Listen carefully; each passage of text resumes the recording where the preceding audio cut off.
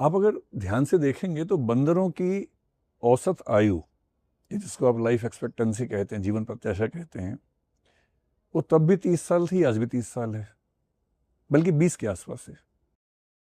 30 तब होती है जब उनको आप डोमेस्टिकेट करते हैं, चिड़ियाघर में रखते हैं या घर में रखते हैं। चिंपांजी की 35 साल के आसपास है जंगल में, अगर आप डोमेस्टिकेट करेंगे तो 45 साल के आसपास है। बंदरों की, चिंपैंजियों की, कुत्तों की, बिल्लियों की जो जीवन प्रत्याशा है वो कभी बदली नहीं है। इंसानों की अगर बात करें, 1947 में हमारे देश की जो लाइफ, एवरेज लाइफ थी, 32 साल थी। आज वो 71 है। इसकी मूल वजह क्या है? साइंस। तो अगर आप 32 साल के हो गए हैं तो उसके बाद की पूरी जिंदगी साइंस के लिए समर्पित कर दीजिए, क्योंकि उसने बचाया आपको। एवरेज मतलब कुछ लोग पहले भी 70-80 के होते ही थे, ऐसा नहीं कि नहीं होते थे, पर एवरेज लाइफ 32 साल थी, क्योंकि बहुत सारे लोग बचपन में मरते थे। आज से 5-6 पीढ़ी पहले किसी घर में 10 बच्चे होते थे तो एक बचता था उनमें से।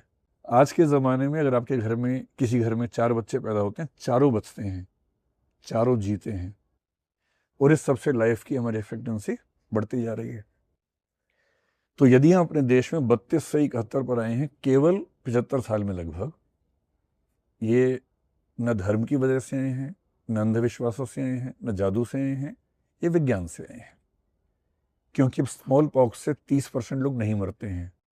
अब रेबीज का टीका लग जाए तो कोई नहीं मरता है। अब टीबी का कोई ट्रीटमेंट ले ले, एमडीआर बस ना हो, तो कोई नहीं मरता है। अब निमोनिया से इलाज मिल जाए टाइम पे तो कोई नहीं मरता है। पहले सब मरते थे।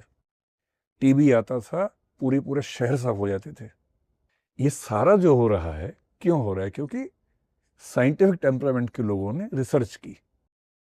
रिसर्च करते करते उन बैक्टीरिया तक पहुंचे, वायरस तक पहुंचे, फंगी या फंगाई तक पहुंचे, उनका ट्रीटमेंट ढूंढा। ट्रीटमेंट ढूंढा तो हमें दवाइयाँ मिली, हमें वैक्सीन्स मिले। कोविड था, आपको पता होगा कि कोविड से 100 साल पहले स्पेनिश फ्लू आया था, हमारे देश की बात है। आप सेंसस देखेंगे 1882 81 से इफेक्टिवली शुरू हुआ, 72 में एक रफ सा हुआ था। 81 से 1881 से 2011 तक हर बार पॉपुलेशन बढ़ी है। केवल 1921 एकमात्र है जहां पॉपुलेशन कम हुई है। क्यों कम हुई है? क्योंकि 1919 में स्पेनिश फ्लू आया था। 25 करोड़ के आसपास की आबादी में लगभग 2 करोड़ लोग मरे थे। कोविड से क्यों नहीं मरे? क्योंकि कोविड में वैक्सीन आ चुका था, स्पेनिश फ्लू में वैक्सीन नहीं आया था। और ये वैक्सीन क्यों आया है? क्योंकि साइंटिफिक टेम्परामेंट के लोगों ने कोशिश करके, रिसर्च करके बीमारियों से बचाने के लिए हमें उपहार दिया। हमने वैक्सीन लगवाया और हम बच गए। मैं सरकार का प्रचार नहीं कर रहा हूँ। कुछ लोग मानते हैं कि वैक्सीन से ही लोग मरे हैं, मुझे नहीं पता क्या हुआ है।